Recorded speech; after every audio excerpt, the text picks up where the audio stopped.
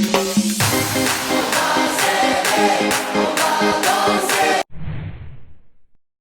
nama pejuang-pejuang daripada Hamas yang terkenal disebut-sebut hari ini, Sheikh Ahmad Yassin, Dr. Arantisi. Sebelum dua nama yang terkenal di war-war disebut-sebut di Malaysia, dan kebanyakannya para Islamis kalau sebut Hamas, mereka sinonimkan dengan dua orang ni.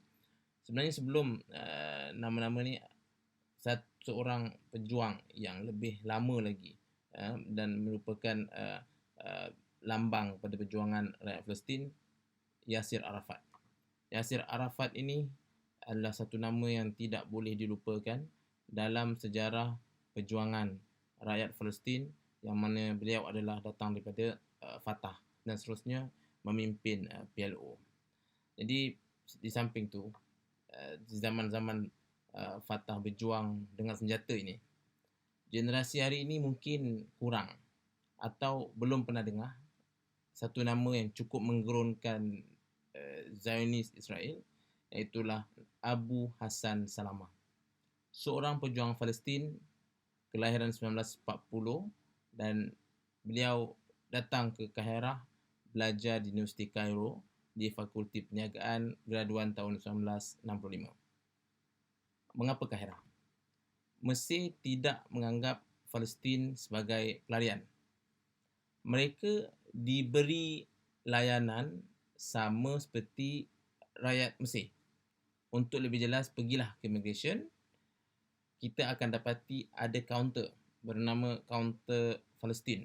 Ianya khas hanya untuk urusan rakyat Palestin saja. Masa belajar di Kairah, Abu Hassan Salamah telah diberikan latihan ketenteraan dan kepolisan hingga lahir sebagai pejuang yang cekap, tangkas dan berstrategi.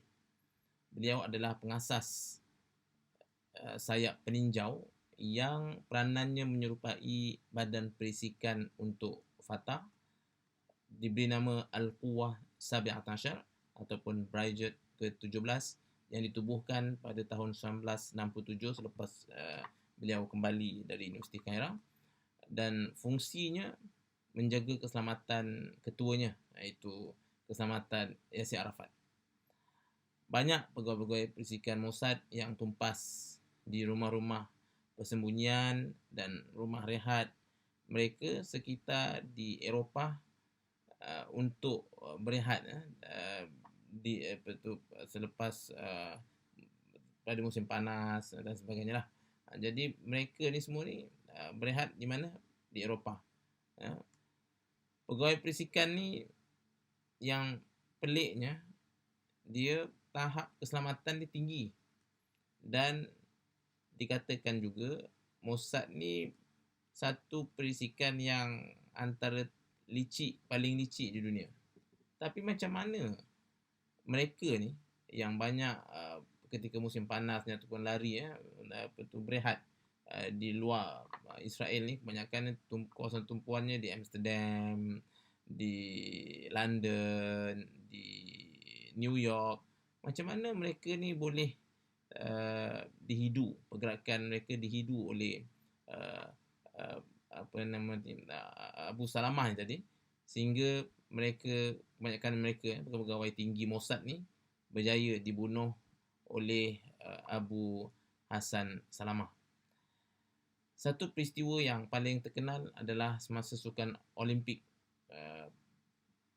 Munich, Jerman 1972. Habis 11 orang mati, 11 orang atlet Israel mati dibunuh oleh tentera ataupun pejuang-pejuang Palestin di bawah seliaan Abu Salamah tadi ni, Abu Hassan Salamah. Habis 11 orang ni mati ditembak di Munich, Jerman. Jadi insiden 72 ni satu insiden yang cukup besar di sisi Israel, sehingga kan mereka buat filem. Filem tu nama Munich, diterbitkan tahun 2005. Cumanya filem ni dia berkisar kisahnya berkisah tentang seorang pegawai Mossad yang membalas pembunuhan terancang Olimpik 1972 tadi. Sebenarnya watak lelaki pegawai Mossad itu adalah Abu Hassan Salamah. Berat apabila watak hero tadi ni diubah. Diubah daripada yang asalnya sepatutnya Hassan Salamah tadi ni, dilakonkan, diubah jadi Abu Hassan, jadi pegawai tinggi Mossad yang membalas dendam. Di sini kita lihat penukaran plot yang agak tak patut oleh pihak Israel. Dan selain daripada pembunuhan terancang yang di Munich, juga satu insiden yang paling terkenal, Abu Hassan Salamah ni dia ada kemahiran untuk merancang merampas kapal terbang. Bukan sikit, 4 kapal terbang. 3 yang dalam perjalanan ke New York dan 1 yang dalam perjalanan ke London. Semata-mata untuk membebaskan sahabat-sahabat Abu Hassan Salamah ni ataupun rakan-rakan seperjuangan dia yang ditahan di penjara-penjara Jerman, Jordan, London dan juga penjara Switzerland. Jadi dia tahan, dia rampas kapal terbang untuk menuntut tebusan, menuntut orang dia tangkap rampas kapal terbang dengan tebusan untuk dapatkan, untuk membebaskan, tuntut pembebasan kawan-kawan perjuangan Al-Fatah tadi yang dipenjarakan di sekitar beberapa negara di barat. Dan apa yang dilakukan oleh Abu Hassan Salamah ni dapat perhatian di pihak barat, yang akhirnya perjuangan rakyat Palestin ni semakin mendapat simpati dan mereka mula kenal apa perjuangan, kenapa sampai buat macam ni, sampai semua orang kebanyakan di barat tu betul mula kenal dengan tentang Fatah ni, perjuangan Fatah. Tapi hasad dengki Mossad ni tak berhenti setakat tu, oleh kerana banyak sangat pegawai dia, pegawai tinggi yang mati dengan rancangan bunuh si Hassan Salamah tadi ni, maka Mossad merancang untuk membunuh Abu Hassan Salamah. 5 kali gagal, tapi percubaan kali yang ke-6 berjaya. Itu pun sebab Abu Hassan Salamah bercuti di Beirut, Lubnan.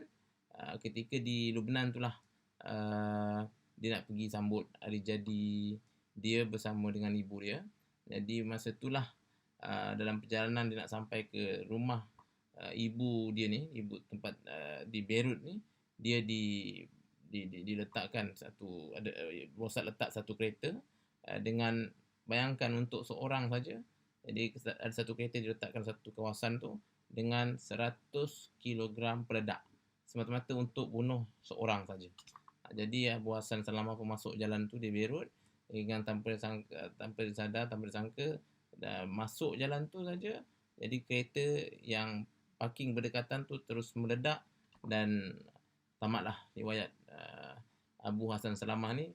Ini berlaku pada tahun 1979 selepas Abu Hassan Salamah ni berjaya merancang dan berstrategi untuk membunuh pegawai tinggi Mossad. Jadi perjuangan Fatah ni dia bukannya sembarangan. Dia masa angkat senjata boleh tahan dia punya aktiviti-aktiviti untuk menarik perhatian luar, dan juga perjuangannya melangkaui Palestin, tetapi dia tidaklah membunuh rakyat tempatan. Dia mencari tokoh-tokoh ataupun pegawai tinggi Mossad tadi ni yang berehat di luar negara, yang sembunyi di luar negara, berisikan, bayangkan tahap keselamatan tinggi, tapi berjaya dicari, berjaya dijumpai oleh Hassan Salamah dan mereka dibunuh.